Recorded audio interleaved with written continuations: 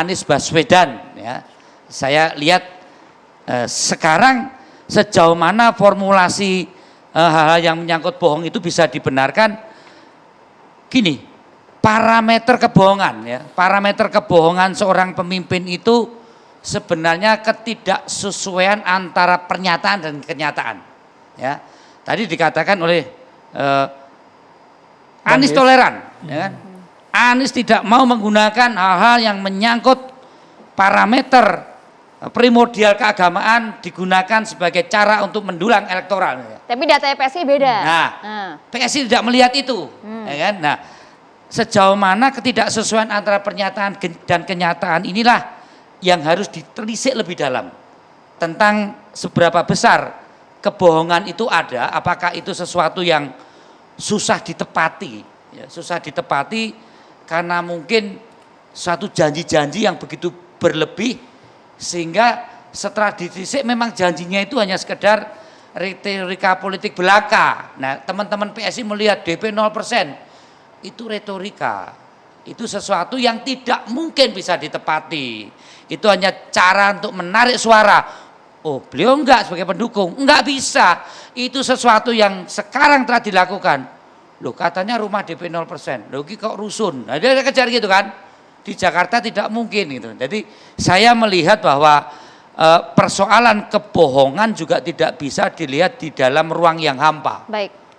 Itu ada ruang-ruang yang harus ditelisik dan menurut saya untuk saling menjatuhkan di dalam kontestasi ini itu selama dalam koridor etika dan hukum, cara-cara bukan basa-basi moral seperti PSI yang sekarang dia mengandung branding itu, ini kan mau jualan, PSI kan juga mau jualan dua selain Bro Giring yang mau jadi presiden, partainya. PSI ini apa brandingnya? Jadi gitu. Baik atau benar pidato kemarin jelang Pilpres ini? Saya tidak bicara benar salah, tapi itu yang diambil positioning sebagai produk pengamat juga PSI. Kan tadi katanya kan Bang. Ya, Nah, jadi gimana Bang? Tapi gini,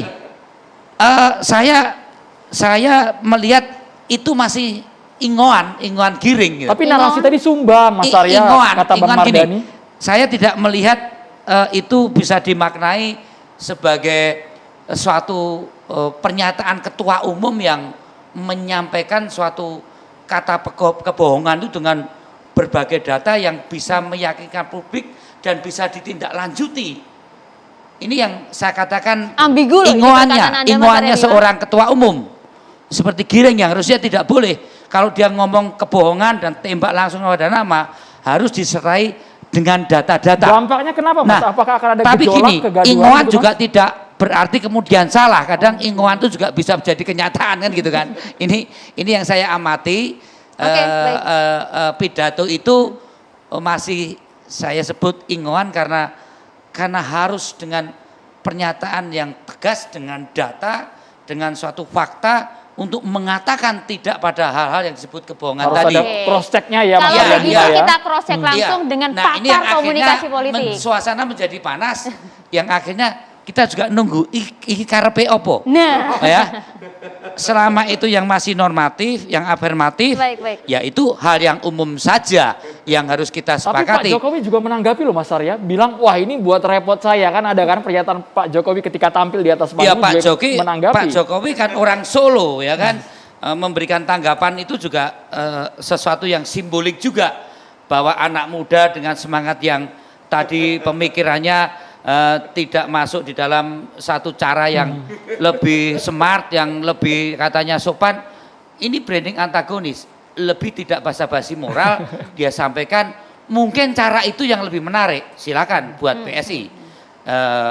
Itu sesuatu pilihan mereka bahwa ada yang antagonis dengan cara itu, namanya juga membranding. PSI harus melakukan satu lompatan cara yang tepat, tapi cara mengkritik dalam kaitan Anies sebagai gubernur, saya kira antara PSI dan PDI dalam melihat misalnya Formula E dan sebagainya, itu tetap dalam cara pandang yang di parlemen itu masih mempunyai cara-cara yang sama untuk menggunakan hak interpelasi sebagai forum yang terhormat untuk menjelaskan berbagai kebijakan seperti Anies Baswedan sebagai gubernur, dan saya kira jangan fobi dengan interpelasi seperti yang dilakukan. Bang Effendi Ghazali juga sudah memiliki banyak sekali catatan. Bang Ges, kita harus jeda terlebih dahulu pemirsa. Tetap di catatan demokrasi.